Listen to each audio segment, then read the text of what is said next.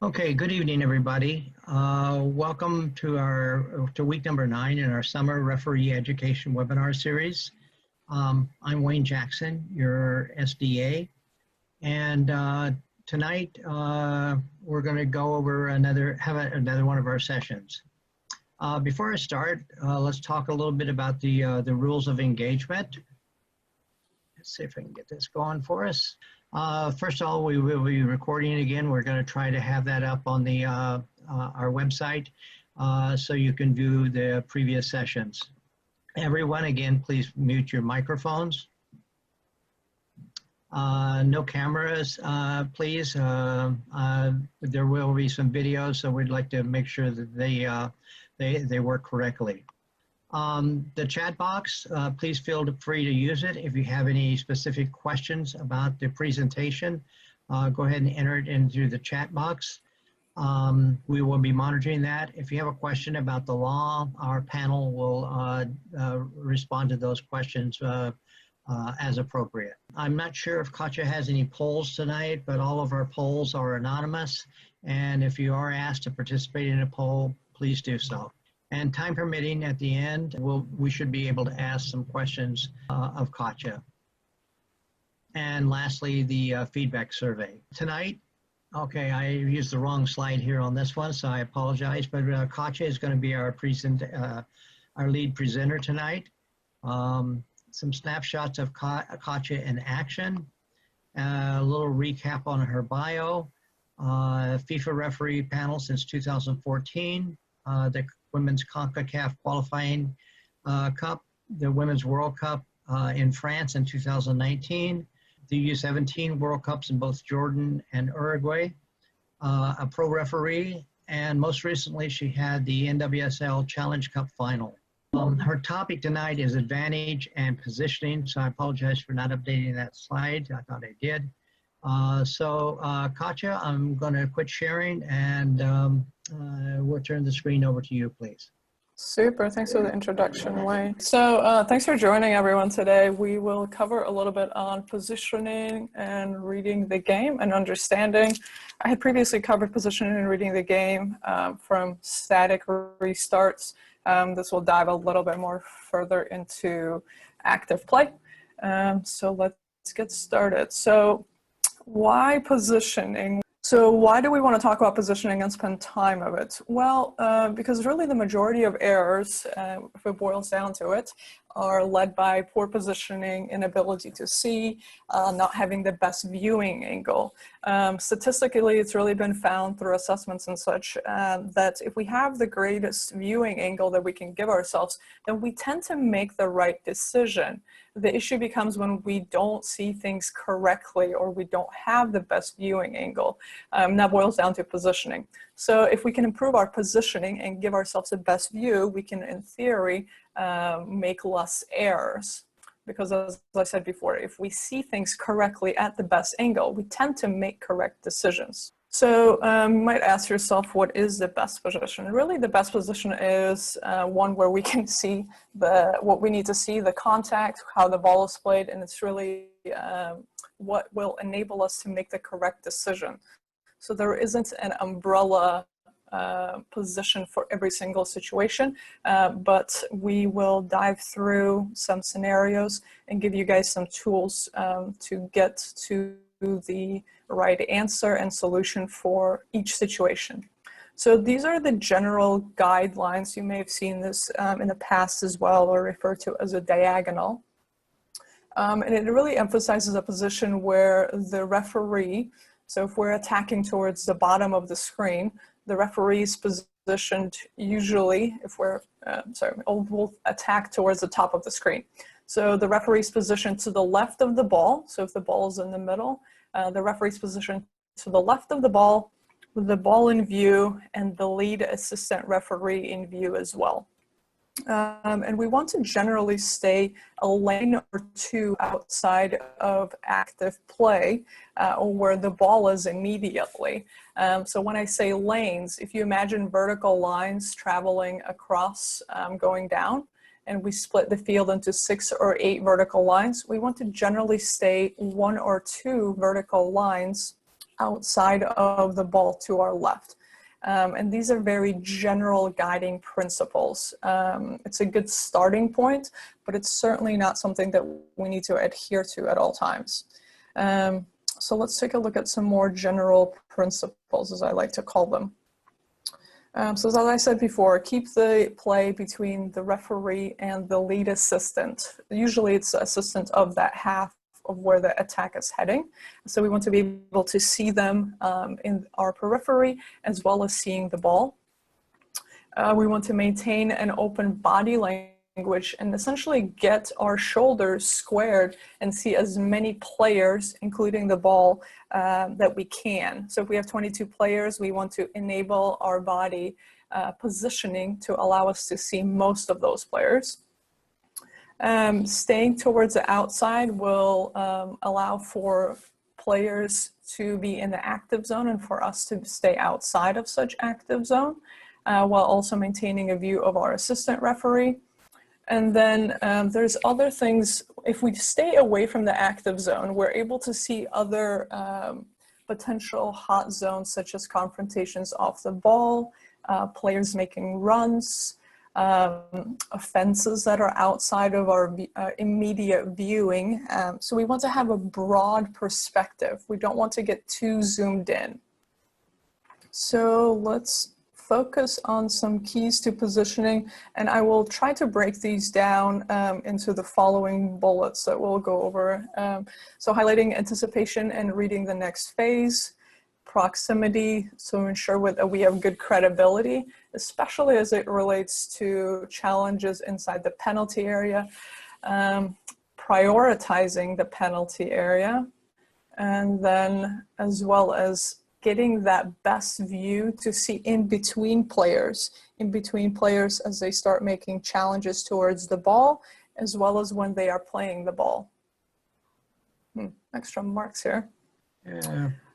So additionally, we want to be able to read body languages of players. And what do I mean by that? We want to see players coming from distance and not be surprised by any player. So if we're too close to the play, we're surprised by the speed perhaps of it. So we'll talk about body language of players, focus on counterattacks, and then discuss the different pressing styles and really how it relates to us and our positioning. So first topic we will cover is anticipation. So anticipation and reading the next phase of play. What do I mean by this? Really, it's trying to identify where is the ball coming from and where is it going. Identifying the landing zone and the target for the future, as well as how do I get there and when, and then identifying really the player's body language.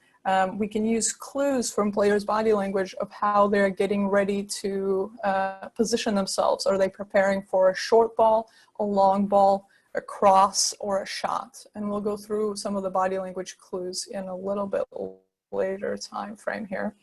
And what do we need to anticipate? We really need explosive movement to get us to that next phase. So we need to be ready.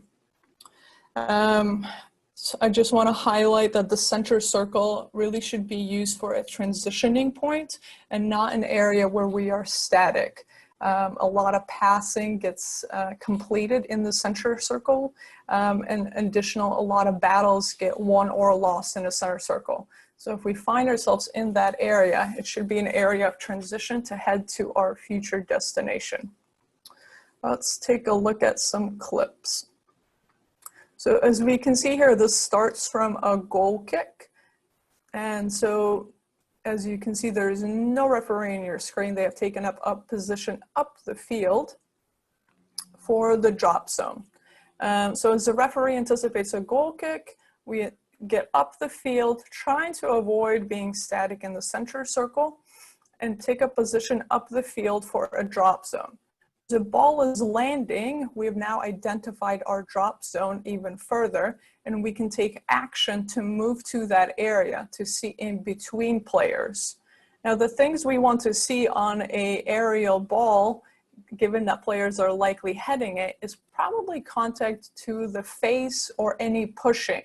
So we want to see in between the two players and try to get almost horizontal to them. Lucky here, we also have an assistant referee who can help us with this. But in general, for drop zones, we want to get in an area where we can see in between players because these are high probability of contact to the face as players go up to challenge for the header with their arms, or pushing can occur.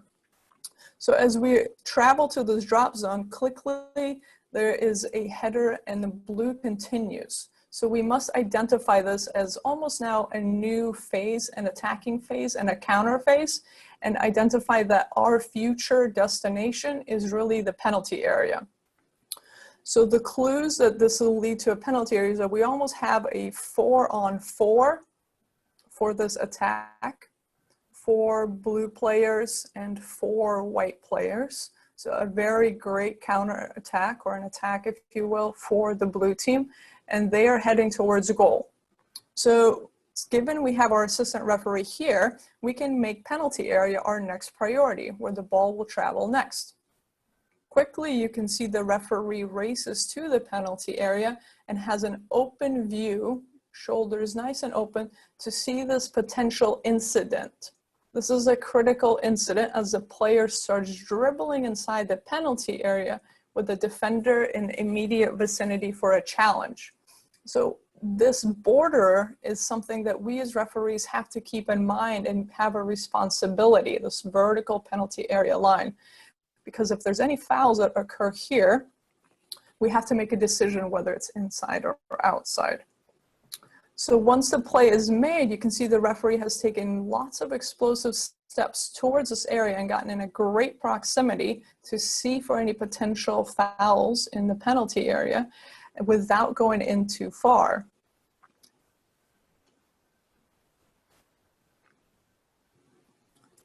All right, and greatly adjusted for the pass back. So as you can see, the referee went through forward steps,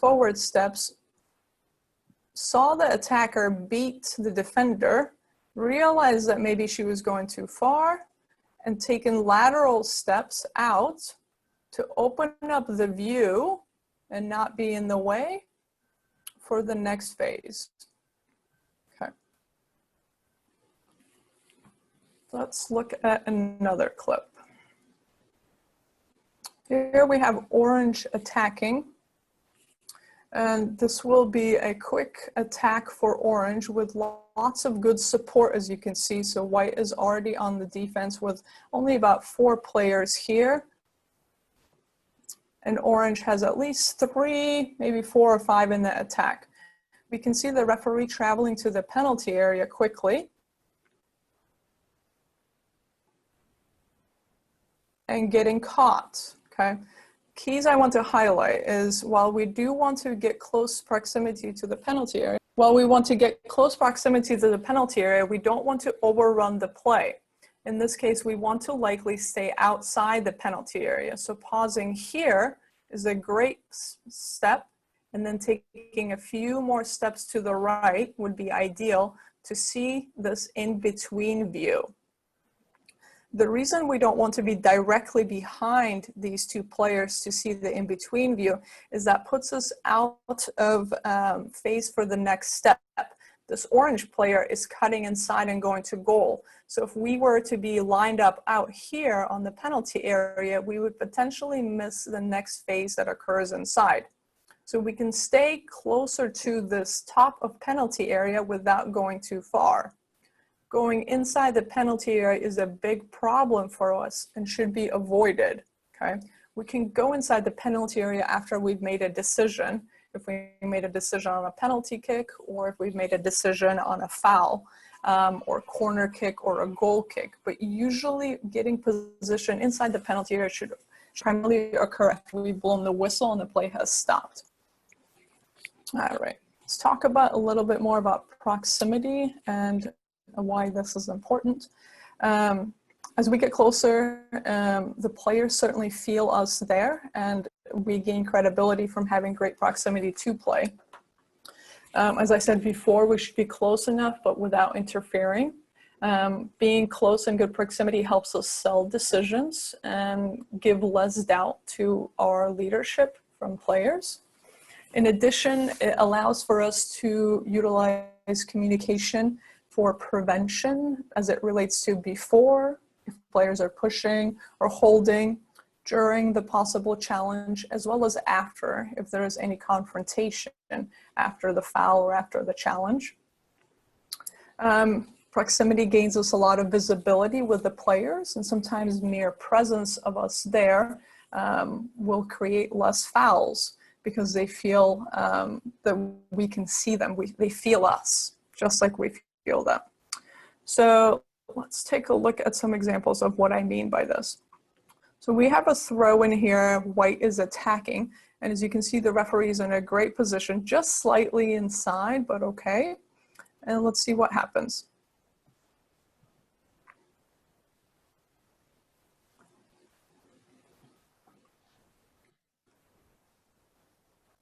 So while from the first view, it may look like this is a penalty kick and a foul committed by green, the referee has the vantage point here of the hold that was started actually by white.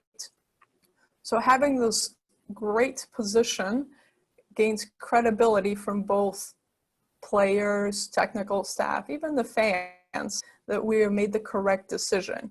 You can see that the white player, before the ball gets there, has a clear hold that occurs first on number 2, and the referee is in a great position to see this. So this is what I mean by credibility. So if anyone has any complaints that this should be a penalty, the referee is in a super position to see this. And we have less complaining from this. Let's take a look at some more examples. I'll let this clip play out and then we can talk about it.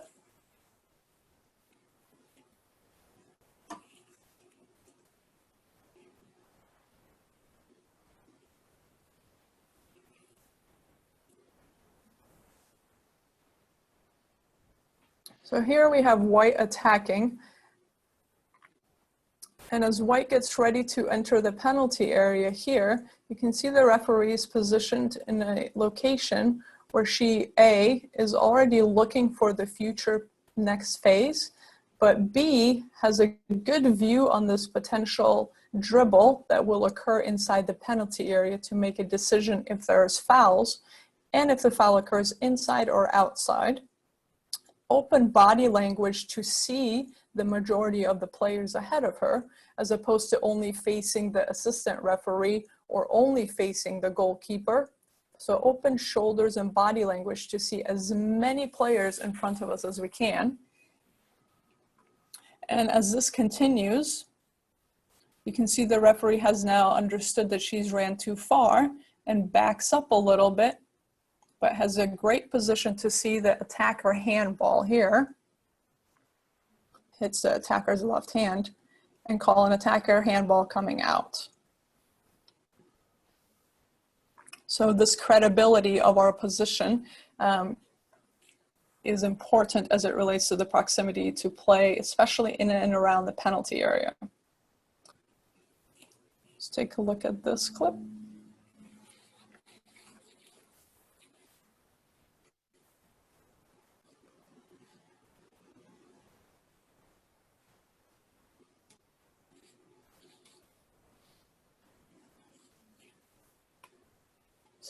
So let's dissect this a little bit further.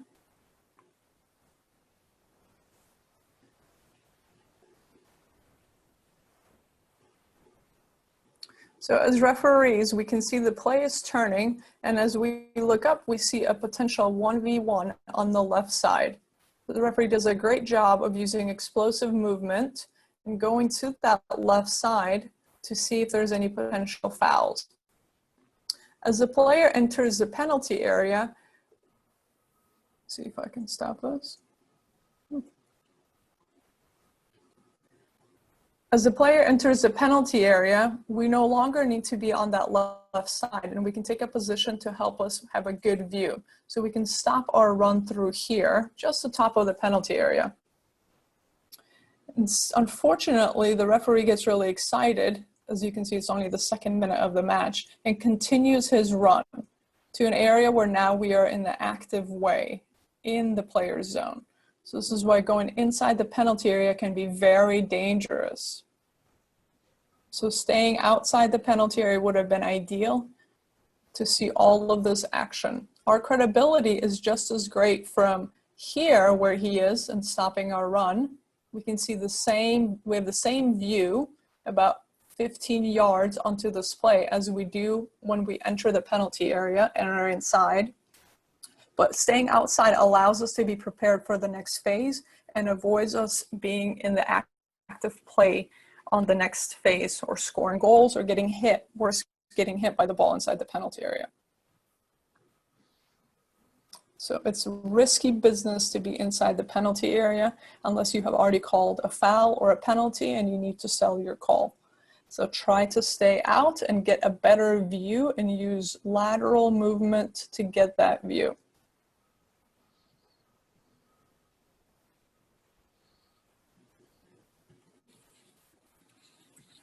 More on penalty area. So as I said before, using explosive movement, left, right, small diagonals will help us gain an angle. It's not necessarily getting inside the penalty area. The proximity of 4 or 5 yards is not what we need. We just need to see the angle in between the players. We need to be dynamic and adjusting to the players as they dribble or as their body positions change. I've mentioned this before, we as referees are responsible for the left and right vertical penalty areas. And these are important when there's a dribble that's occurring and a player is entering that area with immediate pressure by a defender. Once they have entered the penalty area, we can clear our mind and understand that if there is a foul, it's a penalty. But while they are crossing this boundary line, it's critical for us to be present and understand that this is our decision. While we are doing all of those, we need to ensure that we are not in the active zone. We are transitioning quickly through the top of the penalty area or the D, and then once again, avoid getting in too deep. Let's take a look at some more clips of what I mean.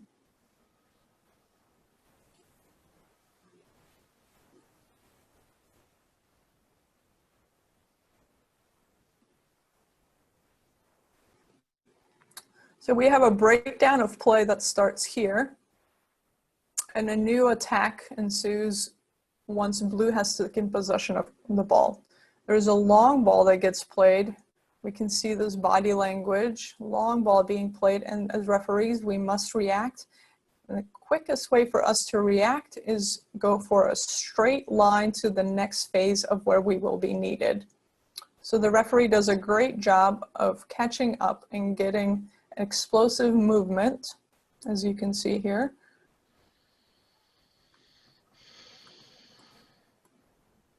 So the referee comes right into play because this is the critical decision we must make. Vertical line, blue player dribbling, and a white player inside the penalty area.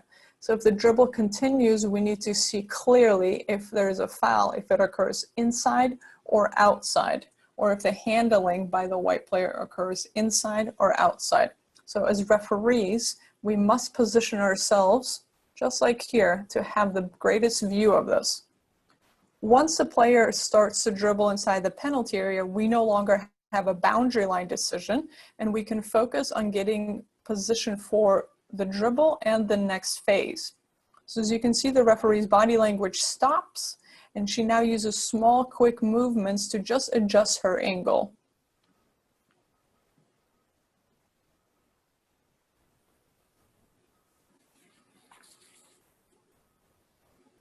Let's play this from here again. So just a reminder. So quick transition to get to the location of where we will need to potentially make a decision, which is here on top of the penalty area, seeing the vertical line as the player dribbles across, and then small movements once play is inside the penalty area to adjust to get the best angle.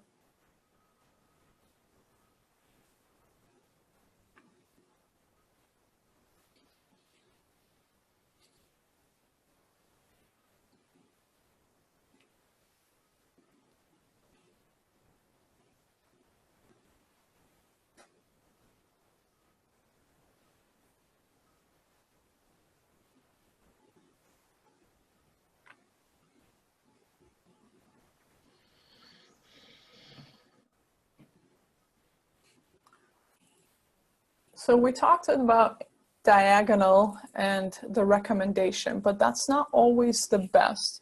In this clip, we can clearly see that the diagonal for this is best to have a straight line as play comes across here.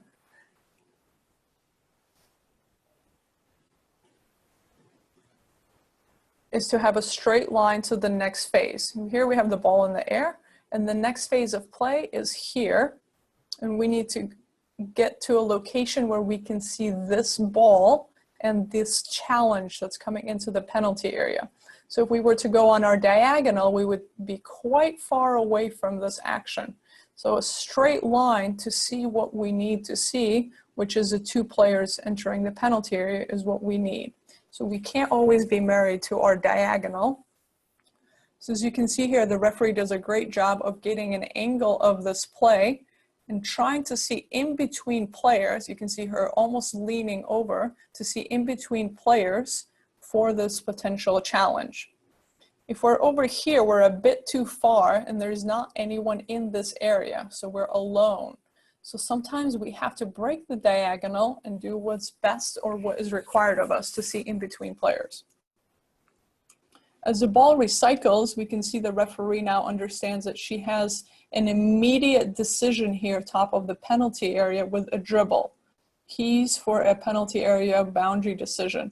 Ball close to feet, a defender close to the boundary line of a penalty area, and this vertical line that is our responsibility. So we have to have presence over here to see and sell this decision, whether it's inside or outside. So you can see the referee sprinting all the way across to try to get to this location and see play.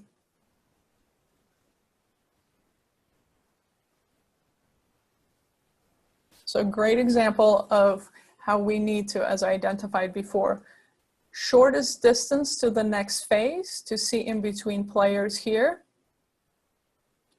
And then quickly recognizing that we have a boundary line penalty decision on the other side and getting across to ensure that we have presence and credibility if a decision had to be made. Okay, a few more clips. This primarily covers movement on top of the penalty area.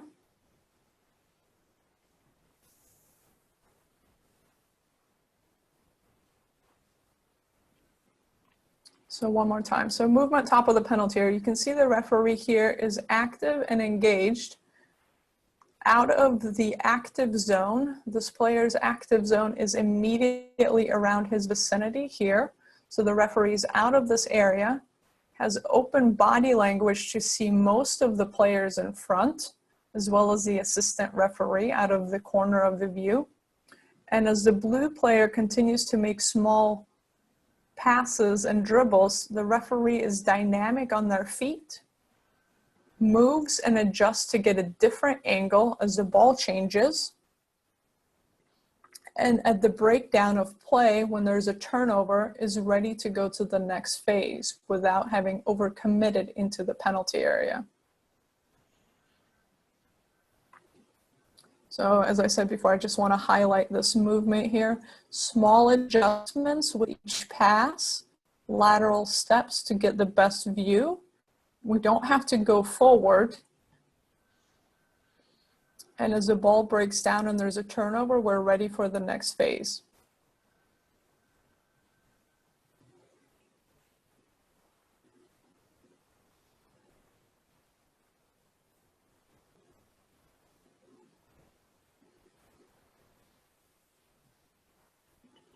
So here you can see the referee gets caught in the middle. So let's talk about what happened.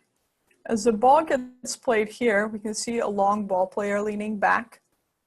We need to try to get in a position where we are not surprised.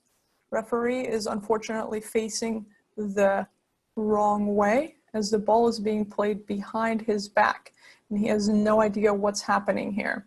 So if a foul occurs now, maybe we get some help from a teammate of the assistant referee. But ideally, we need to turn around and square ourselves to the next phase. So facing the goalkeeper would be best, and getting kind of an open shoulder stance to this player so we can still see the ball getting crossed, but only out of the corner of our eye. We don't need to watch this player. This player has no pressure on them. There's no possibility of a foul. So there's no reason for us to be looking at this player. We can square ourselves around and look to see where our next decision is, which would be closer to this penalty area. So by turning ourselves around and facing the goalkeeper, we're able to see the runs and what happens next. As this long ball gets played, we can have explosive movement in through here and get on top of the penalty area almost to see any possible challenges with the goalkeeper. And as the ball recycles back, we also need to recycle backwards to get outside of this D location where a lot of shots occur and a lot of balls are kicked out. So if we continue to get out of this area and recycle further back, we would avoid being on top and being in the way.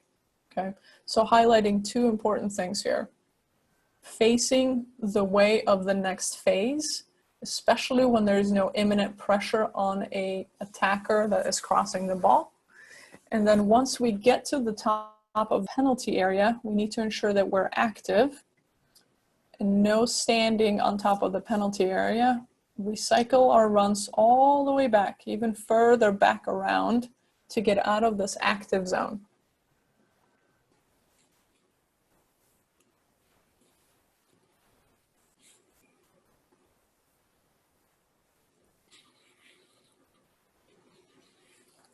So short clip with good movement here. We can identify the white team. Player is potentially getting ready to dribble with a defender in close proximity. So the referee does a great job of recognizing that priority number one initially is this potential dribble. Once the player's body language no longer suggests a dribble and perhaps is a cross, we can adjust and move more to the right side and see the potential next phase, which is the players inside the penalty area.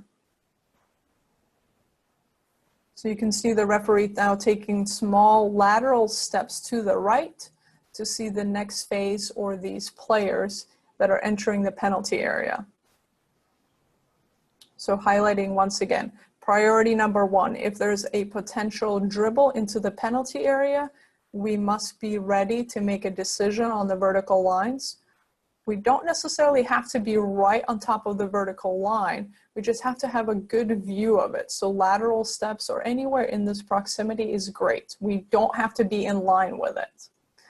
And once that dribble does not occur, we can focus on the next phase and take a look at these players and get side steps towards this phase for the next play. You can see the referee does a great job of squaring to the goal line to see the most players in front of him, as opposed to the previous clip.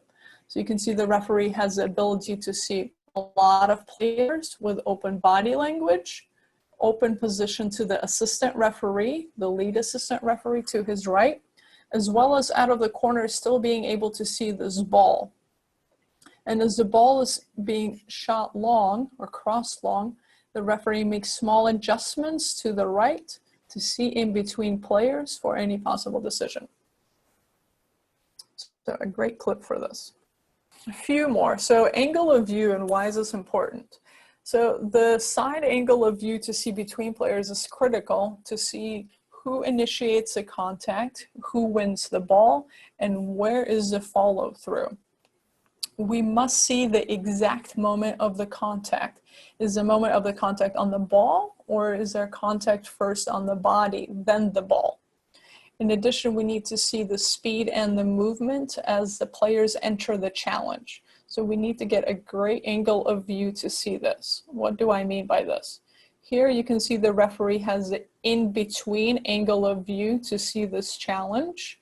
So seeing in between players allows for us to see who gets to the ball first or who strikes body contact first. Like in this example, in between view once again allows us to see that 21 is not playing the ball, instead making contact to the foot, and number 9 had just finished touching the ball. So the in-between view allows for us to see the fine details that are necessary.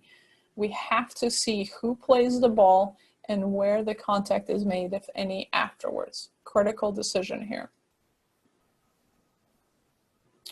Let's talk about a little bit about body language of the player and how that can help us get position and recognize what the future is for certain plays. So what I mean by body language, is the player's head up or is it down? If their head is up, they're likely looking for options up ahead, and our head can go up as well and look for the same options. If their head is down, they're likely under pressure and going to dribble, so a challenge is more likely to occur. If their ball is close to their feet, they're also likely going to dribble, and if it's further away, that means there's less pressure on them, and we don't need to be looking at them either because they don't perceive a challenge or a threatening matter. Is it a 50-50 ball, and how does the position and body language change for this? Is this a protecting shape where a player is shielding a ball? And then is there open shape as it relates to shoulders down and dribbling? So what do I mean by all of those? So this player is leaning back, arms are leaning back, looking to have a nice long cross. Likely moments before this, he had looked up to pick his runner and now is ready for a long cross. So body language is arms are up, body getting ready to lean back, foot a little bit further away from the ball, and then getting ready for a cross. This is a dribbling body position where the body is almost on top of the ball, player concentrated looking down, and ball very close to feet. Different shape of the body.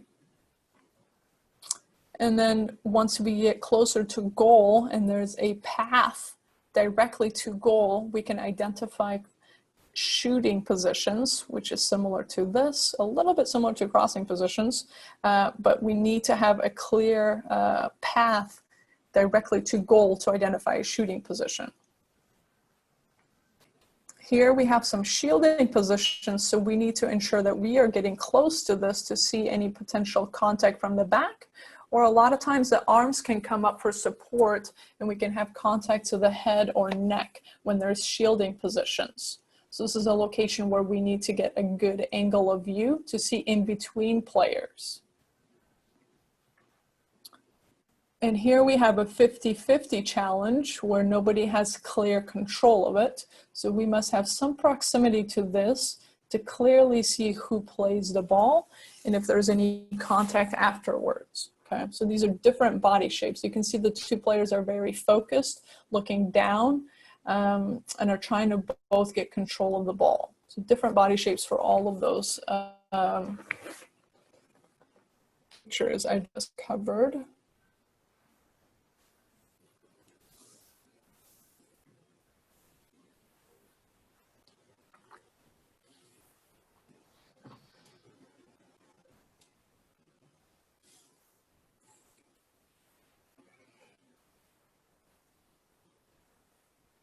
So if you guys noticed here, as the ball gets played to the right side, we can identify a crossing position. One, the player has no pressure and looks up. By looking up, he's picking out his next target. So in this instant, as he's looking up with no pressure, because he feels safe without a challenge, we can also look up and look for runners. This is his target zone. This is where he is looking. As the play continues, you can see his body language leaning, arms start going out and leaning back posture, and this suggests a cross. So we don't want to be standing next to him. We want to get to a location of where he is crossing to, the new destination of the ball. So anytime you see this body language here, player leaning back, arms out, we want to get to the location of where the ball is heading, not be immediately close to this vicinity, because this is no longer an area where there would be any imminent challenges.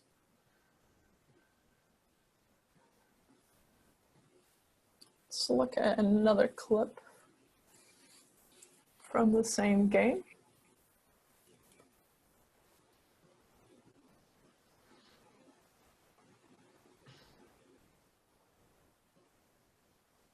And this will cover a few things as well here. So we can see the defender gets the ball, looks up,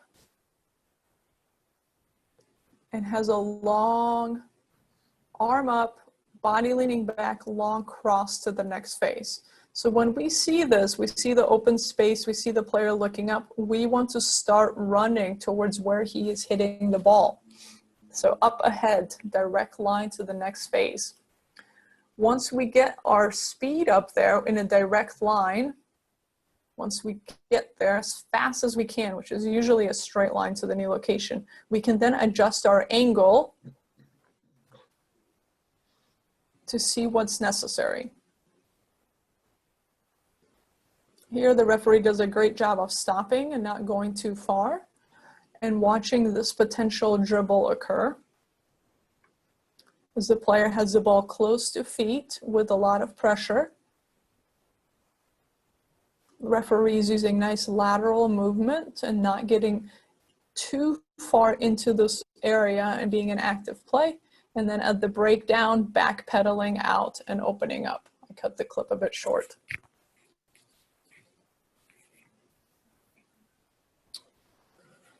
So a few things on counterattacks. So when do counterattacks occur? Really, the likelihood increases when team who is about to lose possession has committed a lot of numbers into the attacking zone. And there's an imbalance now. The team who has committed a lot of numbers has a defensive shape with only a few defenders. A turnover occurs, and the new team in possession has the desired number of players willing to attack and with speed.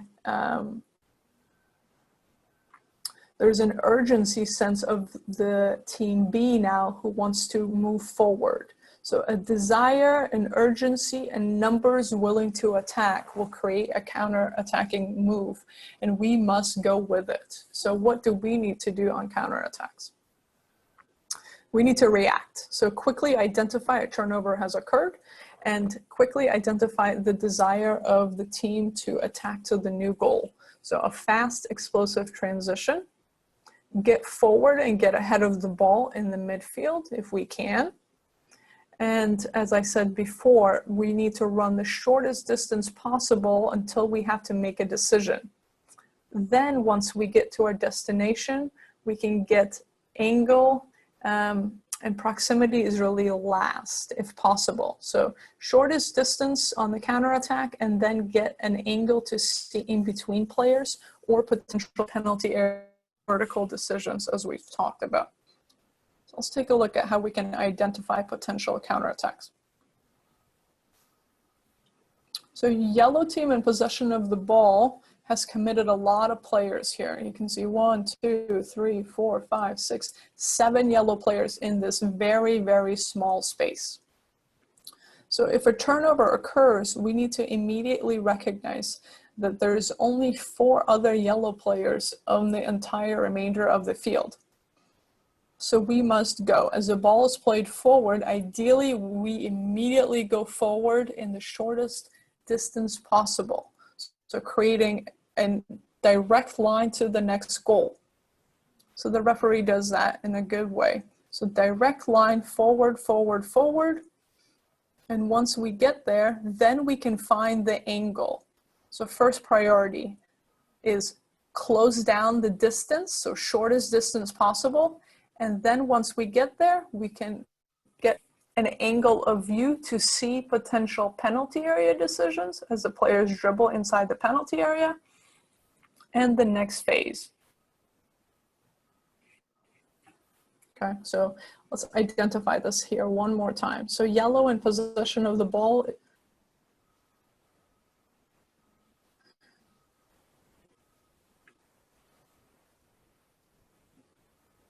They've committed numbers forward and a turnover occurs. As referees, we must have a direct, quick movement and burst of speed up the field and then find the angle to see in between players.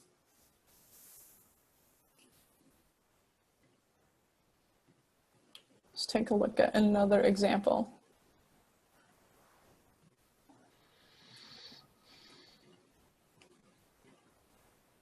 So it happens to be that yellow once again is on the attack. And as you can see here, if we stop the video and we count how many yellow players are here, 1, 2, 3, 4, 5, 6, and there was a player just to the left here. So 7 yellow players in this area, in the attacking area. So we must, as referees, recognize that there's a huge outnumbering. And if a turnover occurs, we must be quick and immediate to go to the next phase with a direct line and speed.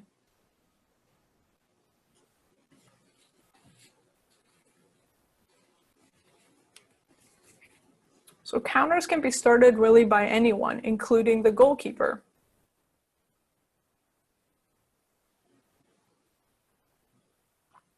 I'll start the clip from the beginning. So body language that the goalkeeper wants to play the ball quickly and forward is many steps to get to the top of the penalty area, looking up, and a desire to either throw or kick the ball.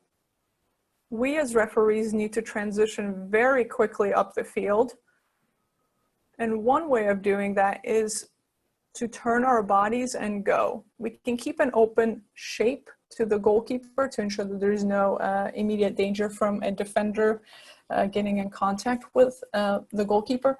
But backpedaling out is a lot of effort and energy and will put us behind. So we need to transition into a forward run so that we can get into this attacking phase.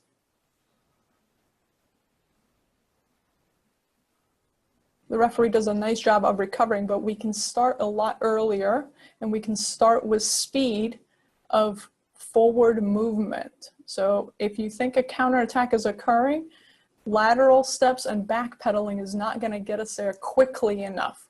We need to churn and go forward quickly.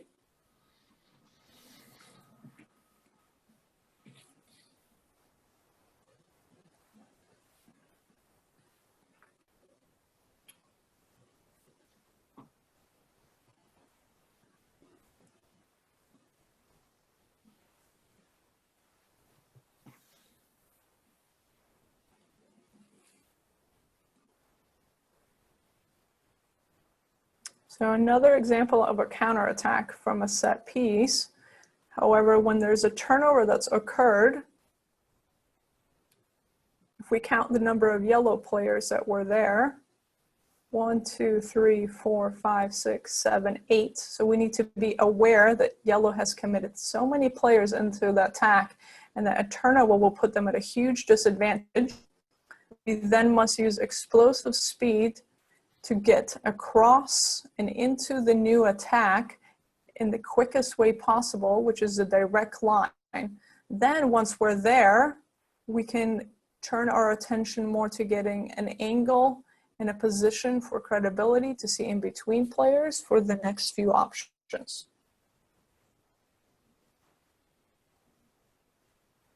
As you can see here, the referee does a great job of getting forward. And once the ball is forward, number 9 is dribbling. Referee looks to the left and to the right to check for potential runs, then adjusts his run to the left side. And as the ball recycles, the referee recycles the run outside the penalty area as well and moves to the right to see any potential contact on the right side of the penalty area.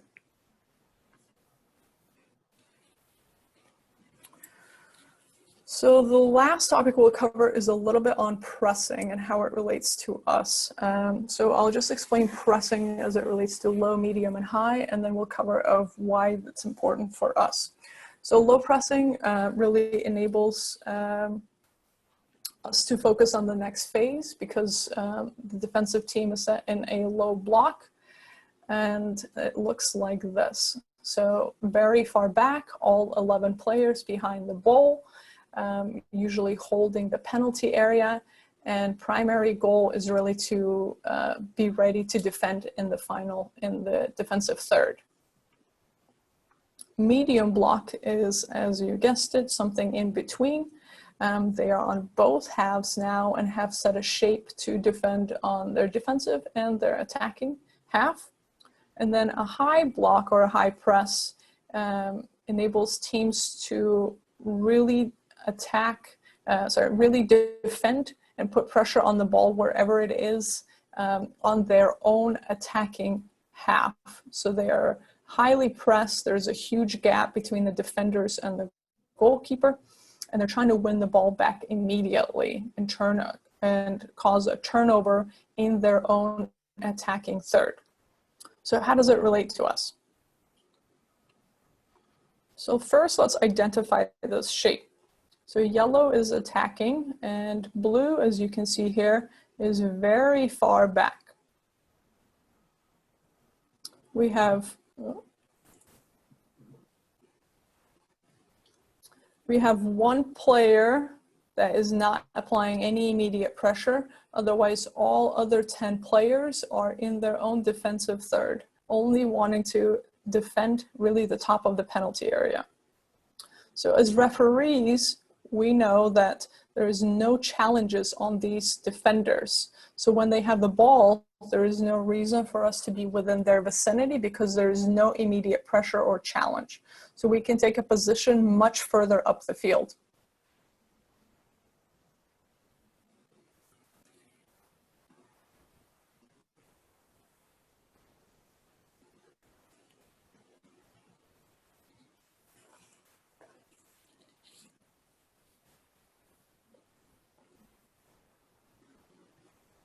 So as the ball comes across with no pressure, we're already in a great position up the field, ready to read this ball, adjust our direction to the right side, and see in between players as this dribble occurs. So that's low pressing. So we can take a position up the field and give space because there's no immediate danger for any challenges.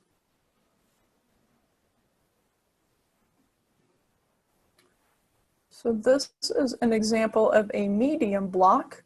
We can see the white team is in attack, but they're not applying a lot of pressure. They're there, but not applying a lot of pressure until really the ball gets into this middle zone, and then immediate pressure ensues. For us, this means being ready. You can see the referee is ready to, in a different location here, to ready for a turnover that could potentially occur here, however less likely. But in addition, the referee is ready to go to the next phase and continue movement with the attack.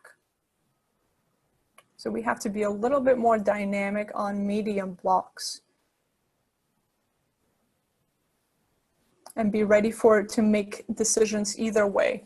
Either a turnover could occur or they will continue their attacks. So taking a position that would enable us to see both. As I said, the referee is in a great position if there is a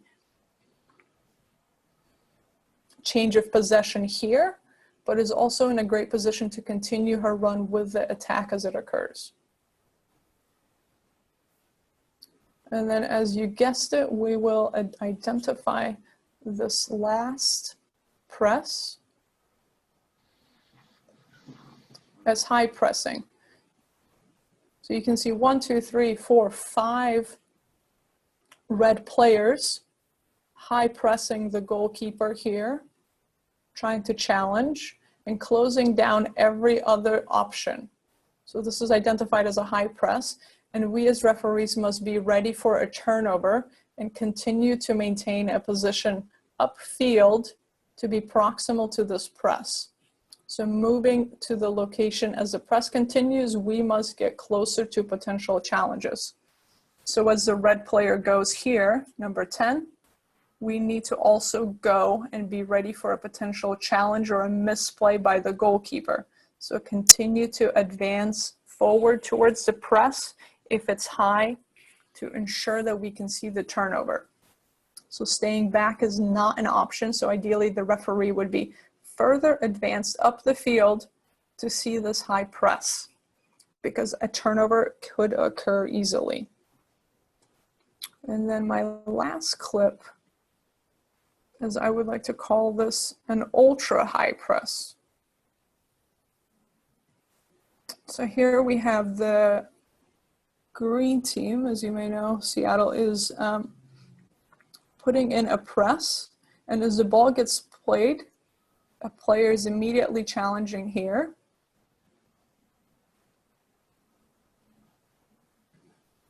Immediately challenging here. So we can see they've committed at least 1, 2, 3 players, 4 coming in here, 4 green players in this small area to try to cause a turnover. So as referees, we need to advance our position and be ready for this turnover.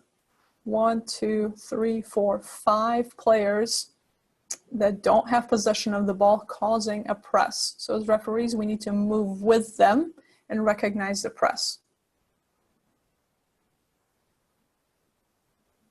Okay, one more time here. This comes from a goal kick. Back in the day where we had to keep players. So let's recognize this high press, immediate pressure in their attacking third.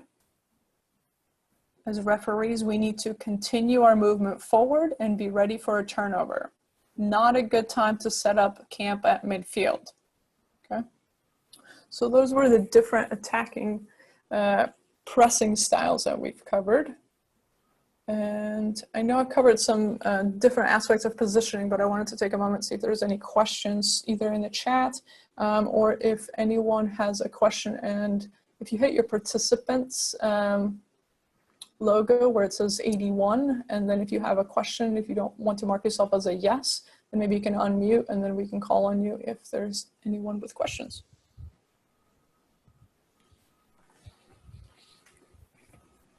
If not, you are free to leave, and I hope that was a little bit more helpful and clarity on positioning. Okay, everyone. Katja, I'm not seeing a lot of questions come up here, so thank you so much for your detailed presentation and some stuff that I have never seen before or thought of before, so thank you very, very much. Everyone, I mentioned about an exit survey. I mean, it's going to be called an exit ticket, and it'll be in the chat here, and Leslie is posting it right now. So thank you, everyone. We appreciate you taking an hour out of your life on Monday night.